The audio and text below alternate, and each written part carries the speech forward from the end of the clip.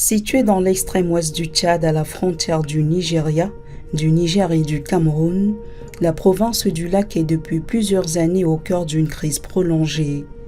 Déplacements forcés, insécurité persistante et accès limité aux services essentiels y alimentent un quotidien marqué par la précarité. Pour faire face à cette crise, l'International Rescue Committee IRC met en œuvre depuis 2023 un projet humanitaire de long terme soutenu par un financement pluriannuel de l'Agence suédoise de coopération internationale SIDA à travers une approche pragmatique alignée sur la stratégie pays du Tchad. Déployées dans les départements de Kaya et de Fouli, les interventions combinent réponse d'urgence et relèvement autour de 3 axes clés: santé et nutrition, protection des populations et relèvement économique.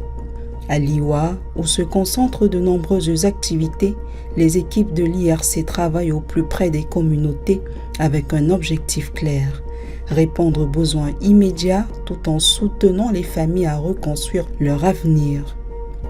C'est un projet qui appuie le programme pays pour répondre aux besoins en vue d'atteindre les objectifs de la SAP. Et donc c'est un projet, comme je disais, et la dernière année est mise en œuvre sur la période d'avril 2025 à mars 2026. C'est un projet qui a 3 grandes composantes, notamment la composante santé et nutrition et la composante protection et enfin la composante de relèvement économique appelée communément ARD. Dans cette zone où l'accès aux soins reste limité, le projet a permis de lever l'un des principaux obstacles, le coût des soins. Grâce à leur gratuité, des milliers de personnes peuvent aujourd'hui se faire soigner.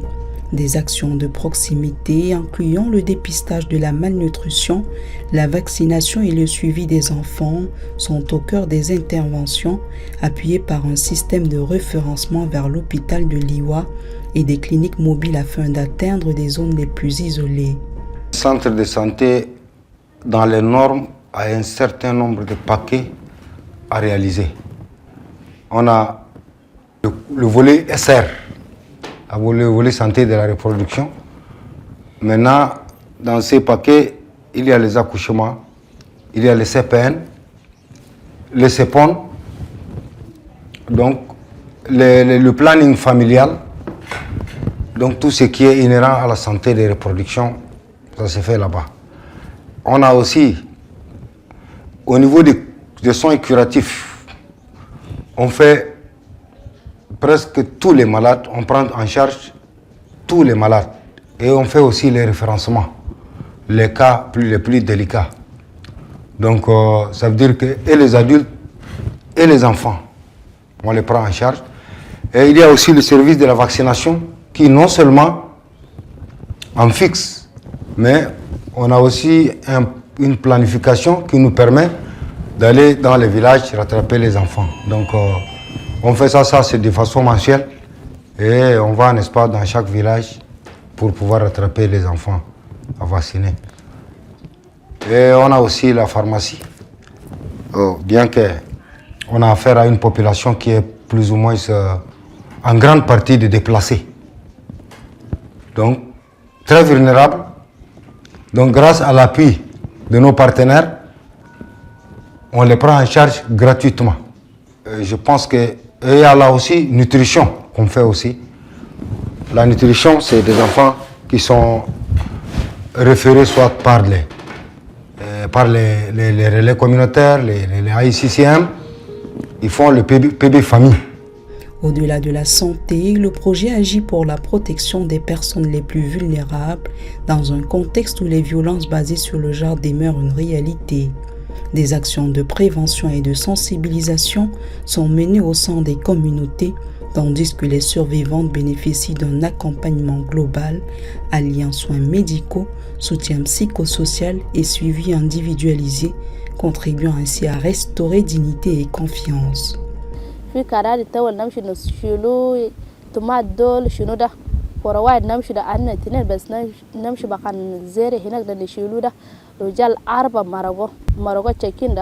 haletu mo bene wai da karabat telefo ana kulu de geni marra jine hine da mashana bakan askir kulu da besman doru bakan na namshu batan da hal ahar ma injina yerse de jina bakan ana more tumda awin gaiwa ante tuna sabr gaidin kewa amis talata yom da bene da gal قبل إجابة وديت دكتور من تول جينا بس وديت دكتور كلي يو عارف جينا الناس زي نادو يو إنه سمعنا كيو جابوا لنا فرد الدول ومام لا في جابوا أنتنا سكري أنتنا من صابون دون عمر كل أنتنا إننا نمرو وايد دقال نادو كبير أجينا جايو ورينا كل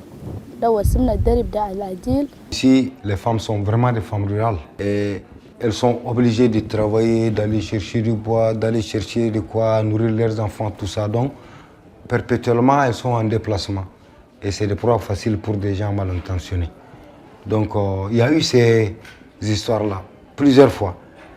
Mais grâce, je pense, à nos partenaires de l'autre côté, de la protection, qui ont des relais dans chaque village, je pense, dans chaque site, moindre coût, ils viennent, ils les sensibilisent, on nous envoie avec un papier de référence. Maintenant, si la personne se présente à nous avec ces papiers de référence, on sait déjà qu'il s'agit d'un bébé. Alors, on fait le nécessaire, on fait la prise en charge clinique, et puis randonner le malade et donner la contre-référence pour qu'il parte au niveau de celui qui l'a référé.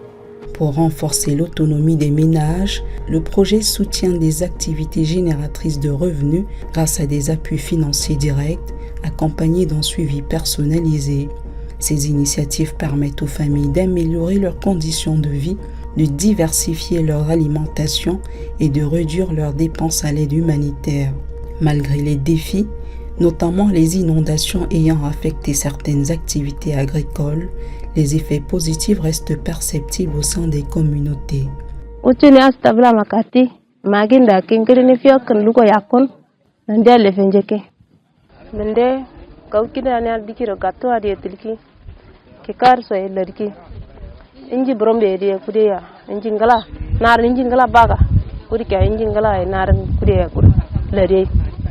Jadi kirmili lela saya kure bande yana daga nan lari okay kana ber